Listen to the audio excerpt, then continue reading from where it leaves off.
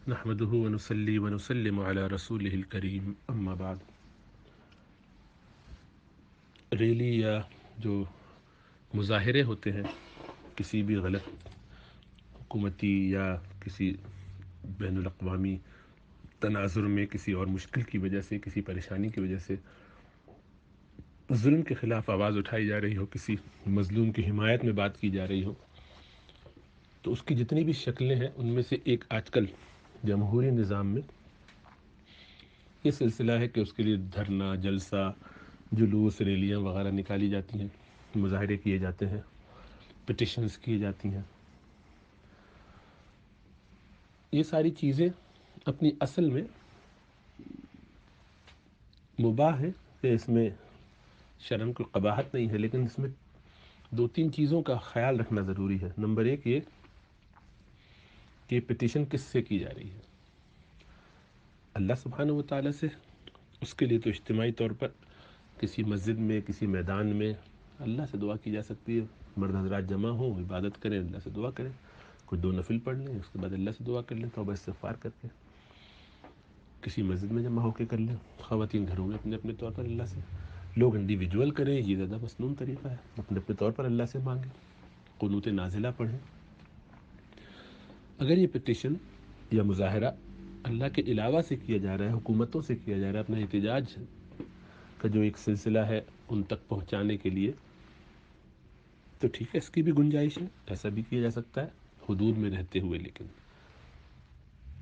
چونکہ حدود میں رہنا اب آسان نہیں رہ گیا ہے، خالی مرد حضرات نہیں ہوتے، عورتیں بھی آتی ہیں، بچے بھی آتے ہیں، محرم نامحرم کا مسئلہ تو ہے ہی، اس کے علاوہ موسیقی بھی چل رہی ہوتی ہے، اس میں نمازوں کے بھی بہت سے لوگوں کی قضا ہوتی ہے، ایسے راستوں کو بھی بلاک کر دیا جاتا ہے جس سے مریض اور بہت سے ایسے لوگ کہ جن کی زندگیاں خطرے میں پڑ جائیں، راستے بلاک ہوتے، بیچاروں کو لمبا سفر کر کے جانا پڑتا ہے، تکلیف پریشانی ہوتی ہے، املاک کو نقصان پہنچتا ہے، نظام میں خرابی خلل آتی ہے۔ تو یہ ساری چیزیں فساد کی ایک شکل تو ہیں، گو اس کا کوئی اور الٹرنیٹیو اگر موجود ہو تو یہ بالکل جائز نہیں ہونی چاہیے تھی، لیکن حدود میں رہ کے اگر کوئی یہ سب کر سکتا ہو، کسی میدان میں مثلا جمع ہو گئے جس میں کسی کو افیکٹ نہیں کیا جا رہا، صحیح جگہ پارکنگ کی گئی ہو، لیکن ہم جانتے ہیں کہ ہمارے معاشرے میں لوگ ابھی اتنے تربیت یافتہ نہیں ہو گئے، ان کا ذہن اتنا کھل نہیں گیا ہے کہ ان چیزوں کی وہ رعایت کرے، وہ جہاں سے وہاں تک بلاک کر دیتے، اور لوگوں کے لیے بڑی مشقت کے وہ چند گھنٹے ہوتے ہیں جس میں کہیں بھی دھرنا یا جلسہ یا جلوس ہو، جتنے دن ہو، تو بندوں کو تکلیف دینا، راستے میں اذیت نہ کوئی چیز ڈالنا، تکلیف کی کوئی چیز ہٹا دینا وہاں سے، یہ ایمان کے شعبوں میں سے اماطۃ الاذی عن الطریق۔ تو اس میں اس کا مفہوم مخالف یہ ہوا کہ راستے میں تکلیف دہ چیزیں ڈالنا یہ کس کے قبیل سے ہے، تو کفر کی شاخ بن جائے گی، اسے تو خطرہ کہ اللہ سبحانہ و تعالیٰ شدید ناراض ہوں۔ صحابہ کرام کے لیے اللہ کے رسول صلی اللہ علیہ وسلم نے اور ہم سب کے لیے لائحہ عمل قرار دیا ہے کہ درختوں کے سائے میں پیشاب نہ کرو کہ کسی کے بیٹھنے کے بعد میں جب آئے تو اس کو بو آئے، تکلیف ہو۔ ایسی جگہوں پر راستے میں جو گزرگاہیں ہوتی ہیں اس میں بیٹھ کے بات چیت نہ کرو، کسی کو تکلیف اذیت ہوگی۔ دوسروں کی رعایت اتنی ہے اور ہم ان ساری رعایتوں کو چھوڑ کے ایسے کاموں میں لگ جائیں، اگر وہ خلاف شرع کوئی کام نہ ہو، جس کا امکان ہے ایسا کیا جا سکتا ہے، لیکن چونکہ مزاج اب لوگوں کا یہ ہو گیا، اس طرف توجہ نہیں کرتے، کہو بھی تو بتاتے نہیں، حکومت یا انتظامیہ یا جو بھی جماعت جمعیت منتظمین وہ اعلان کرتے ہیں، بتاتے ہیں، لیکن لوگ سنتے نہیں ہیں، قابو سے باہر ہو جاتے ہیں،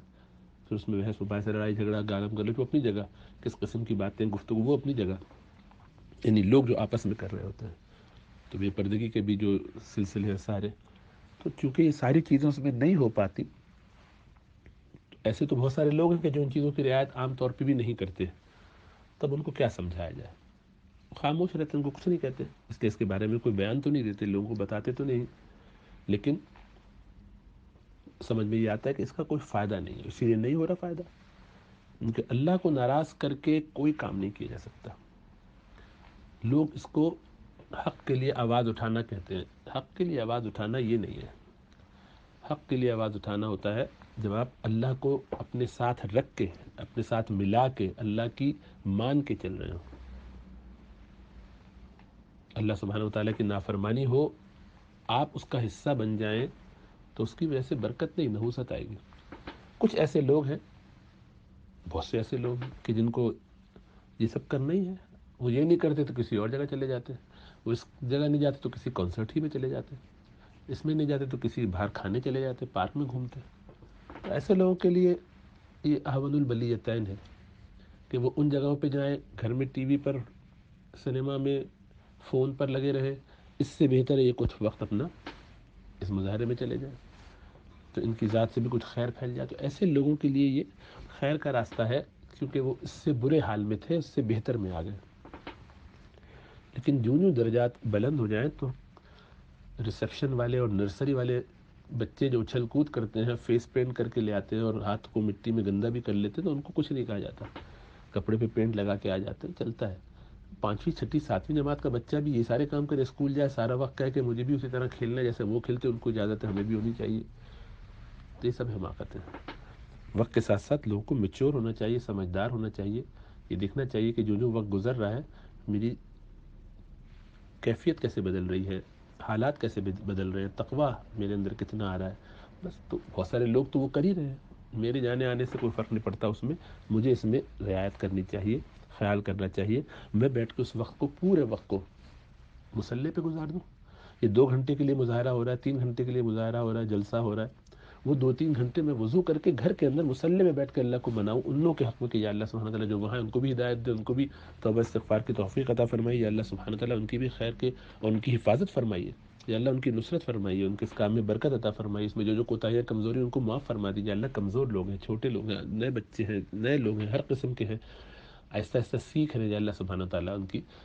خطاؤں سے درگزر فرما دیجیے، یا اللہ سبحانہ تعالیٰ ان کو برکات عطا فرمائیے، اس کام کو قبول فرما لیجیے، اس کے نتیجے میں خیر پھیلا دیجیے، یا اللہ سبحانہ تعالیٰ۔ بہت سی اس طرح کی دعائیں کی جا سکتی ہیں۔ اصل میں ہمارے نزدیک، عام انسانوں کے نزدیک دعا کی اہمیت نہیں رہ گئی ہے، حالانکہ دعا ہی اصل ہے، دعا بھی سبب ہے۔ پھر لوگ وہ بستی کا واقعہ پیش کرتے ہیں کہ جس میں حضرت نوح علیہ السلام کے زمانے میں تو عذاب آیا تو پھر اسی پہ الٹ دو۔ پہلی بات یہ کہ وہ بالکل من گھڑت سی روایت ہے، اس میں کوئی اسی کی اہمیت نہیں ہے، لیکن چلو اس کو مان بھی لیا جائے تو وہ تو اس طور پر ہے، وہاں پہ الفاظ یہ ہیں کہ اللہ کا حکم ٹوٹتا رہا اور اس کے ماتھے پر بل نہیں آئے، یعنی اس کو کوئی پریشانی نہیں ہوئی۔ ایمان کے جو 3 درجے ہیں اس میں بعض حالات میں یہ سب سے افضل ہوتا ہے، بعض میں وہ سب سے افضل ہوتا ہے۔ چنانچہ جب قوت ہو تو قوت سے روکنا ضروری ہے، یہ حکمرانوں کے لیے ہے، یا اپنی ذات کے لیے، اپنے اوپر ہم کتنا روک پاتے ہیں۔ ہم سے ہمارا غصہ قابو میں نہیں آتا، اس میں ہم جبرن نہیں کرتے کوشش، ہم سے ہماری زبان قابو میں نہیں آتی، اس کو ہم جبرن نہیں روکتے، ہم سے ہماری دنیا کے چٹخارے کھانے پینے، مزے یا یاشیاں پارٹیاں یہ ختم نہیں ہوتی، اس کو ہم نہیں روکتے، اس میں شریعت کے دائرے کو چھوڑ دیتے ہیں، وہاں ہمیں خیال نہیں آتا کہ ہم پر عذاب آئے گا، وہاں ہم چاہتے ہیں کہ نہیں، دل میں برا سمجھ کے خاموشی سے گزر جائے، ہر دفعہ افسوس کر کے ارے بڑی مجبوری، کمزور ہیں، کیا کریں، نکل جائیں، اور پھر وہی کریں۔ اور جب اس طرح کی چیزیں آتی تو چونکہ سب لوگ کر رہے ہیں تو ہمیں عجیب سا لگتا ہے کہ ہم نہیں کر رہے، ہم بیٹھے ہوئے، وہ شور شرابہ جو باہر لو، پھر وہ کرنے کے بعد کئی ہفتے کئی مہینے تک کی جسٹیفیکیشن جو چاہو کرو، تو اس میں چونکہ خرابیاں زیادہ ہیں، وہ کچھ فائدہ بھی ہے، اور اصل فائدہ تو اس کا ضمناً یہ ہے کہ جو ہمارے بھائی بہن پس رہے ہیں، پریشانی میں ہے، ان کو یہ تقویت ہو جاتی ہے، جب یہ اطلاع مل جاتی ہے، جب مل جاتی ہے تو ان کے لیے ایک تقویت ہوتی ہے کہ ہمارے ساتھ لوگ کھڑے ہیں، بہت ان کے لیے ایک سکون کی بات، پر اتنی ہی بات، یہی اس کا فائدہ کافی ہے۔ لیکن ان لوگوں کے لیے کہ جو اس میں جا سکتے ہوں، جانا چاہیے ان کو، وہ لوگ کہ جو سمجھدار ہیں، جن کو اللہ سبحانہ و تعالیٰ سے تعلق بنانے کے لیے ایسے کسی تنکے کی ضرورت نہیں ہوتی، وہ اللہ سے تعلق سجدے میں بنا سکتے ہیں، نمازوں میں بنا سکتے ہیں، ان کو اسی کام میں لگنا چاہیے، کیونکہ اصل وہی ہے دعا کرنا۔ اس دعا کے نتیجے میں اللہ سبحانہ و تعالیٰ وہ سارے اسباب بھی پیدا فرمائیں گے اور سکھائیں گے کہ کیا کرنا ہے، اسٹریٹجی بھی بنائیں گے کہ ایسے کرنا ہے، کوشش بتائیں گے کہ ایسے کرنا ہے۔ تو اس واقعے سے اس کو جوڑنا درست نہیں ہے، وہاں پہ تو کسی کے دل میں برائی کا غم بھی نہ آئے، افسوس بھی نہ آئے، تو ظاہر بات ہے اس کے اللہ سے کیا وفا، کیا دوستی ہے۔ تو یہاں اس کو اول تو اس طرح چسپاں کرنا بھی درست نہیں ہے، اور یہ بھی سمجھنا چاہیے کہ کیا علماء کو نہیں معلوم ہے، اللہ والوں کو نہیں معلوم کہ ان میں سے کیا اہم ہوگا، انہیں نہیں سمجھ میں آ رہا ہوگا کہ کیا کرنا چاہیے۔ تو کوئی نظر آ رہا ہے کہ علماء یہ کام کر رہے ہیں، اہل اللہ یہ کام کر رہے ہیں؟ اس لیے کہ اس کی حکمتیں جانتے ہیں، اس میں بس جو کر رہے ہیں ان کو منع بھی نہیں کرتے، کرنے دو۔ تو جن کو اپنے اگلے لیول کی فکر ہو، آخرت کی فکر ہو، اللہ کو ناراض نہ کرنا ہو، اللہ کے وہ گڈ بک میں رہنا چاہتے ہیں، اللہ سے تعلق بنائے رکھنا چاہتے ہیں اپنے دل کے مقابلے میں، تو بس ان کو یہ چاہیے کہ وہ کام کریں جس سے اللہ ناراض نہ ہو بس۔ تو اگر شریعت کے دائرے میں مظاہرے میں شرکت کر سکتے ہیں تو کریں، اور معلوم ہے کہ ایسا ہونا مشکل ہوتا ہے، بہت مشکل ہوتا ہے، بلکہ تقریباً ناممکن ہے، تو بس ایسا کام نہ کریں کہ جس کا حصہ بن کے ہم کل قیامت میں یہ کہیں کہ یا اللہ سبحانہ وتعالیٰ وہ غلطی پتہ تھی کیوں ہوئی۔ ایسی ایکٹیویٹی کریں کہ جس میں شریعت کا دامن نہ چھوٹے، اللہ کی ناراضی نہ ہو بس۔ پھر وہ محلے کی ایکٹیویٹی، فن فیئر، جو بھی کرنا ہو کریں، لیکن حدود میں۔ اب اس میں نامحرم بھی آ رہے ہیں، ہر قسم کے لوگ آ رہے ہیں، اچھل کود ہو رہی ہے، گھر کے حقوق کی فکر نہیں ہے، شوہر کے حقوق ادا نہیں کر رہے، گھر والے، مہمان، بچے سب افیکٹ ہو رہے ہیں، ہم باہر نکل کے سارے کام کریں، تو یہ دیانتداری نہیں ہے نا۔ اس کو یہ دل کی ارمان و دل کی باتیں ہیں جس کو پورا کر رہے ہیں۔ بس شریعت کے دائرے میں رہ کے جو ہو وہ ٹھیک ہے، جو اس سے باہر نکلے گا یعنی اللہ کو ناراض کر کے، اس سے کوئی برکت حاصل نہیں ہونے والی، بالکل وہ نقصان دہ ہوگا ان لوگوں جن کو سمجھ میں آ جائے۔ اب بچے نادانیاں کر دیتے ہیں، مسجد میں نماز پڑھ رہے ہیں مثلا، اور نماز پڑھتے ہوئے چھوٹا بچہ ہے، وہ ادھر ادھر بھاگتا رہا آگے پیچھے، تو ٹھیک ہے بچہ ہے، آپ کہیں گے بچہ کیونکہ یہ کر رہا ہے میں بھی کروں، اس سے ذرا ماحول بنتا ہے، تو بھلے نہ بنے اس سے کیا کرنا ہے۔ اس لیے آنکھوں کو کھلا رکھنا چاہیے، جذباتیوں کے کام نہیں کرنا چاہیے، سمجھ سے کام لینا چاہیے، اپنے اگلے درجے کی فکر کرنی چاہیے کہ آخرت میں مجھ سے کیا کیا سوال ہوں گے، اس پہ میں کیا کیا جواب دوں۔ خالی جذبہ اچھا ہونا ضروری نہیں ہے، علم ہونا بھی ضروری ہے۔ شریعت کی پابندی سب سے اہم ہے۔ اللہ میں سمجھ اور شعور عطا فرمائے۔